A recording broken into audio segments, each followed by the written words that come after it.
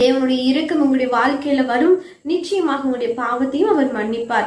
அவர் எப்படி மன்னிப்பார், எப்படி தேவனுடைய இரக்கத்தை பெற முடியும் என்று நாம் இந்த நாள் தியானத்துல பார்க்க போகிறோம். ஆகவே இதற்காக கூட ஒரு உதாரணமாக ஒரு வேத வசனத்தை நாம் எடுத்து பார்க்க போகிறோம். ஏசாயா 30:18 இப்படியாக போடப்பட்டிருக்கிறது. ஆனாலும் உங்களுக்கு இறங்கும்படி கர்த்தர் காத்திருப்பார், உங்கள் மேல் மனதுருகும்படி எழுந்திருப்பார்.